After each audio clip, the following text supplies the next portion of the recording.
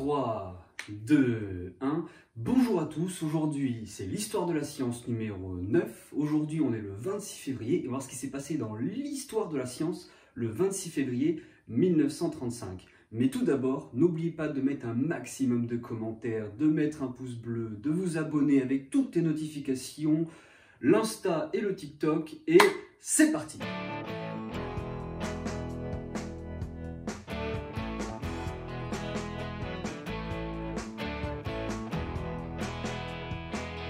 Aujourd'hui, on est le 26 février en 1935 et ce monsieur, Robert Watson Watt, est un ingénieur très connu à son époque et il présente ce jour-là un énorme appareil. Quand je dis un énorme appareil, c'est qu'on s'en sert encore aujourd'hui, c'est le radar. Alors qu'est-ce que c'est le radar? C'est un appareil qui utilise des ondes électromagnétiques pour positionner et voir la présence de certains objets. Mais il calcule aussi sa vitesse. On peut par exemple détecter un avion, un bateau ou même des poissons.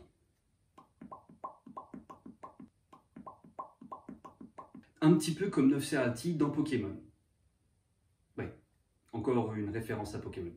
J'aime beaucoup Pokémon.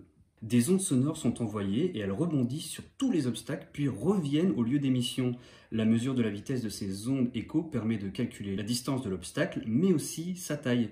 Plus la cible est petite, moins elle réfléchit le son. Cela permet aux animaux de se repérer dans les environnements, même sombres. Donc si on y réfléchit bien, ça servait à rien que les chauves-souris aient des yeux. On peut dire que chez Pokémon, ils étaient un petit peu visionnaires avec Nofferati. Mais ces ondes permettent aussi de repérer d'éventuelles proies ou d'échapper à leurs prédateurs, un petit peu comme les chauves-souris qui partent très vite dès qu'elles entendent un bruit. Suivant les animaux, chaque plaque de fréquence peut être extrêmement étendue. Ça va de 250 à 220 000 Hz pour les dauphins. Ce sont des monstres. Au sein du même groupe, par exemple, les dauphins, chaque animal utilise une gamme de sons qui lui est personnelle, ce qui lui permet d'écouter ses propres émissions sans être perturbé par celles de ses congénères. Donc c'est comme si toi, tu avais tes propres ondes et comme ça, tu pouvais directement regarder que mes TikTok.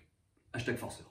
Bon, vous commencez à comprendre un petit peu le système humain. Dès qu'un scientifique voit quelque chose dans la nature, dans la faune ou dans la flore, il l'utilise et l'améliore pour l'utiliser dans la vie de tous les jours. Et c'est comme ça qu'on en est arrivé au radar. Cette capacité a été reprise par l'homme pour créer le radar. Après la découverte des ondes électromagnétiques par Heinrich Hertz, qui montre que celles-ci réfléchissent sur les surfaces métalliques, plusieurs années de recherche vont aboutir au dépôt du brevet du radar par Robert Watson Watt. Robert Watson Watt, c'est pas n'importe qui, parce qu'en fait, c'est l'héritier de James Watt.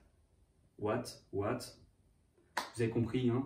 C'est son descendant direct, c'est ce monsieur-là. James Watt a inventé la machine à vapeur, donc ils étaient forcés de faire quelque chose de grand pour l'humanité. Enfin, vu le patrimoine génétique, c'était obligatoire. Le premier réseau de radar a été alors commandé par les Britanniques, juste à temps pour la Seconde Guerre mondiale. Le radar a donc joué un rôle crucial dans le conflit et a probablement eu une contribution plus importante pour la victoire des Alliés contre la bombe atomique. On peut dire que c'est un gros chais pour le Troisième Reich. En conclusion, si tu comprends pas comment on calcule la distance et la taille de l'obstacle rencontré par une onde sonore, c'est qu'à mon avis, tu as un petit peu trop séché les cours de physique au collège. Dommage, t'aurais pu nous sauver pour la Troisième Guerre mondiale, mais bon, t'as pas voulu quoi. C'est marrant, c'est que depuis tout à l'heure, on parle de radar et j'ai toujours pas parlé des radars qui nous flashent sur la route. Mais bon, on va éviter, je pense. C'est la fin de la vidéo, n'oublie pas de laisser un commentaire, ça nous fait extrêmement plaisir. Le petit pouce, l'abonnement, la cloche.